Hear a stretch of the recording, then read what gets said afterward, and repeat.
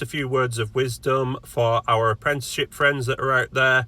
I just want to try and give you some reassurances about what's what's probably going on in your careers at the moment, guys. It's very difficult being in an apprenticeship because sometimes you can feel a little bit sort of put on, a little bit low, a little bit sort of pushed to one side. There's days where you feel like you're not learning anything, and you start questioning, is it a worthwhile exercise? Is it worth my while keep carrying on with this?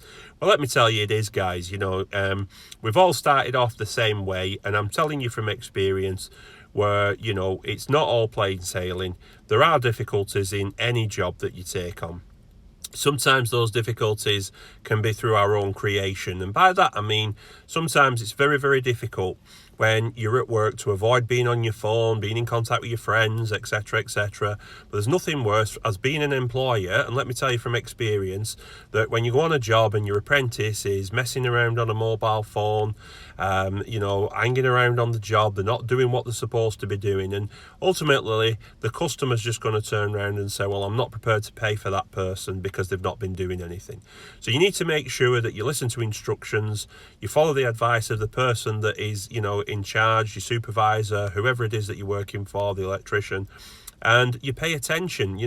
It's a learning curve, but we're in a very, very dangerous industry, and if you're not listening and paying close attention to what's being said, then how can that person rely on you? Because lives can be in danger. If somebody says to you, go and turn fuse 3 off, and you go and turn fuse 2 off, and somebody gets an electric shock, it could be it could be fatal.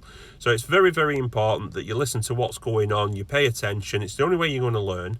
I've started out life crawling on the floors, sweeping up, doing all the menial tasks that, nobody really wants to do. But at the end of everything, you need to be able to do it. The job isn't complete until the last thing has been cleared away, because you go to a site, it's not necessarily messy before you get there.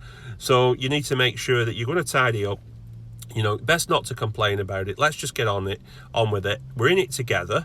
Yeah, so sometimes we'll play to each other to our strengths. So the electrician will be doing his job, you've got your roles and responsibilities that you have to do, and someday it will pay off. You're going to get yourself qualified, you're going to earn yourself some respect in the industry, secure yourself some good work. And just bear in mind, guys, as well, that we are in a difficult marketplace at this moment in time. It's very, very difficult out there with COVID and the economy and Brexit and one thing and another. And if companies are looking at shedding staff, it's usually the apprenticeships that suffer first. And what they'll do is they'll go through the company, they'll see who isn't performing or who's caused them a bit of problems, and those are usually the first out the door. So just bear it in mind. I'm not saying you need to be I'm not saying you need to be sort of overly enthusiastic about these things, and sort of beholden to people, but you need to be seen to that you're going to be putting an effort in, because at the end of it all, this is about your future. It's not about the electrician's future. That he's already learned his trade. He doesn't need to learn these skills. It's you that does, okay? And I'm saying this as honestly as I can. I'm not editing this video in any way. I'm releasing it to you raw, because I want it to be as truthful as I can be. And I'm just trying to give you as much reassurance as possible. There is a whole different world of opportunity out there, and you need to grasp it by both hands and take whatever's on offer to you.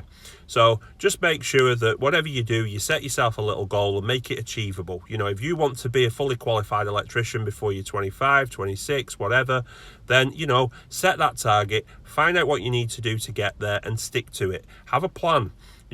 All the best laid plans have a little plan. They have an organised structure to them. You can't just go into something blind and not know what you want to get out of it. So all the best to you guys. I hope you take these few words of wisdom on board and listen to what I'm saying. I am speaking from experience, having run my own small business for a number of years, and I've employed apprentices as well. And it is difficult. I do appreciate that, you spend the time to watch these videos. Obviously, moving forward, there'll be a lot more videos coming out. I will give you as much advice and as help as I can. and I am genuinely passionate about the industry. It is something that I've been involved with for a very, very long time, and I'm looking at trying to improve standards across the board. So if you've any suggestions, anything that you would like to say, please drop me a line in the comments below. Please give the video a thumbs up and share with your friends, family, anybody you think might benefit from this information. It's more than appreciated, guys. I do appreciate your support 100%. It's what keeps this channel going, having the viewers out there listening to what I'm saying. Keep yourself safe.